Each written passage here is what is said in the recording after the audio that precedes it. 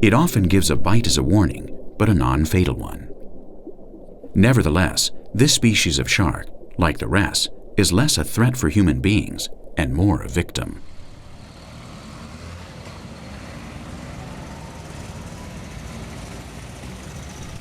Every year, more than 100 million sharks are hunted around the world. Some species of shark are in danger of extinction, and for a long time discussions have been held on the sustainable fishing of sharks. The jaws are much prized souvenirs for tourists.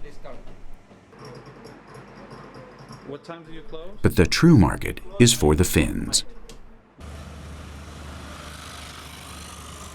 Shark fin soup is a luxury plate among the high class in Asia, a dish with which you can show your status. The price of a serving can reach 100 euros. Traditionally, China has been the main worldwide importer of fins, with more than 4,000 tons a year. In 2003, Spain was the largest importer of products derived from sharks, and the second largest exporter.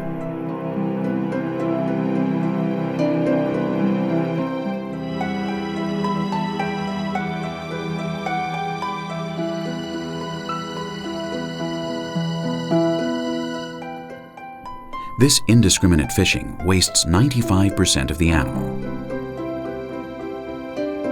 Except for the fin, the rest is thrown back to the sea.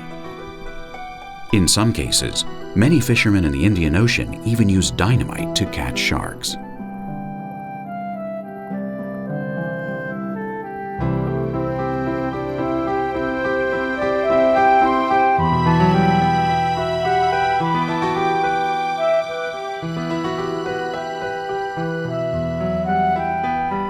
Sharks regulate the balance of marine ecology. They are fundamental to avoid overpopulation in many areas.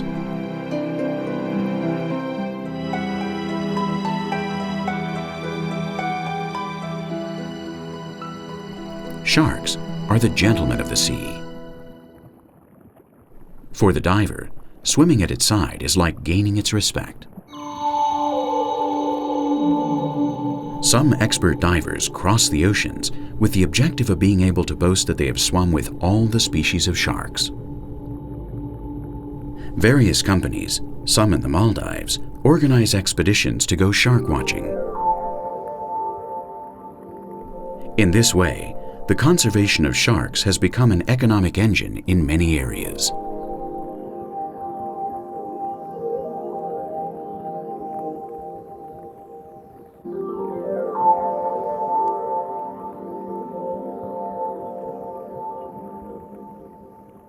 Their slow growth and low rate of reproduction makes their recovery very difficult.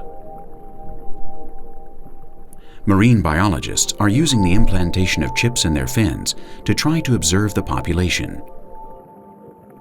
When their fins are cut, this monitoring is impossible.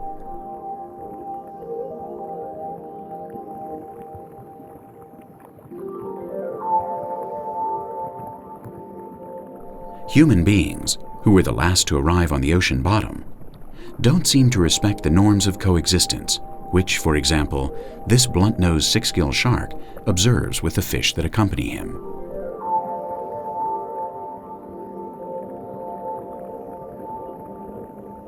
In just a few decades, uncontrolled human activity has endangered the survival of this species, which has been living on our planet for more than 400 million years.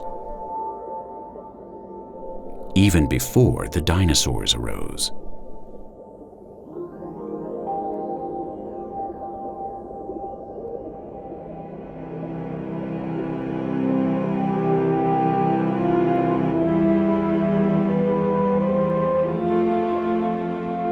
Science has demonstrated that air and water have a common aspect.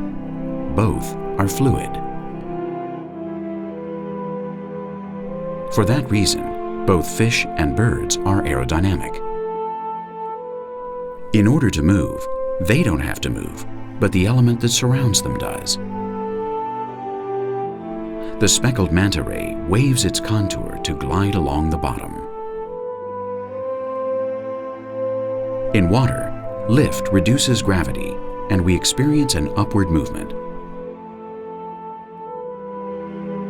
When we swim, it's as if we were flying weightlessly.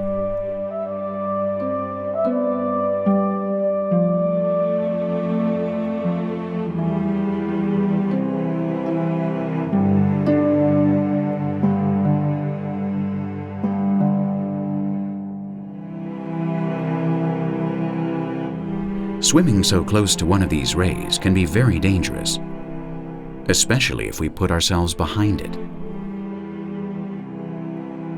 The end of its tail has a stinger with a powerful poison, which can be deadly to humans.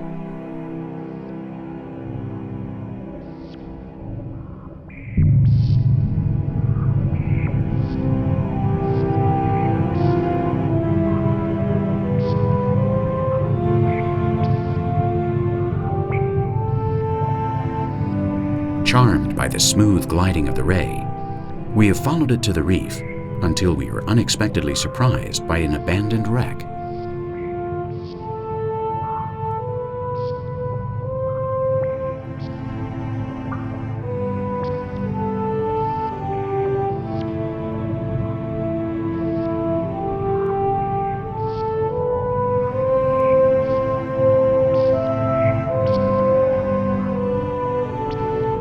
The coral has already begun to colonize it, but the hull of the ship is still visible. The progress of the coral on a sunken boat can give us an idea of how long it has been underwater. This one sank recently.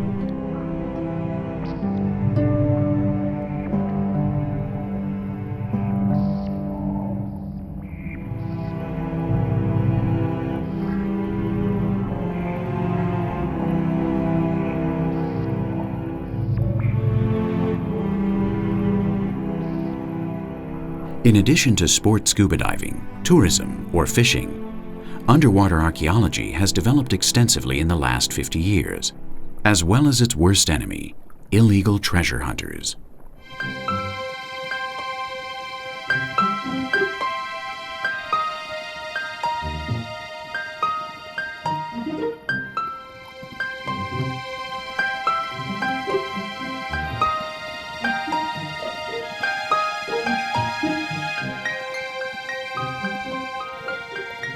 Today, this shipwreck is no longer interesting for treasure hunters or archaeologists, only to the hundreds of fish that inhabit it, like this colony of squirrelfish and soldierfish, which are unconscious of the arguments among men.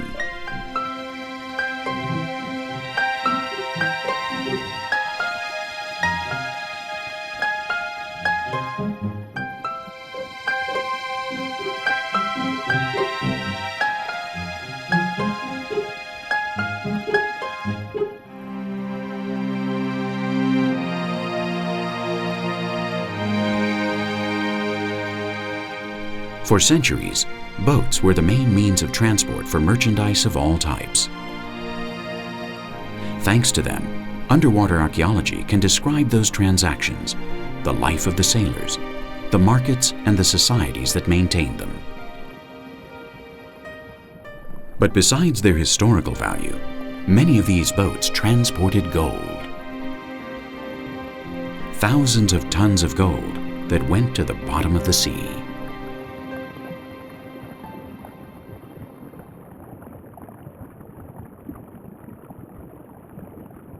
Unimaginable treasures that, without knowing their value, animals protect, like this giant moray eel, which is always alert.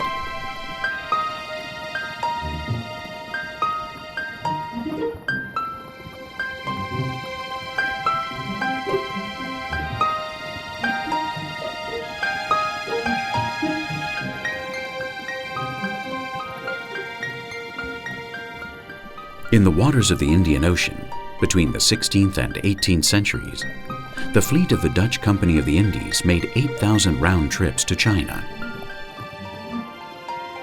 But thousands of ships never arrived at port.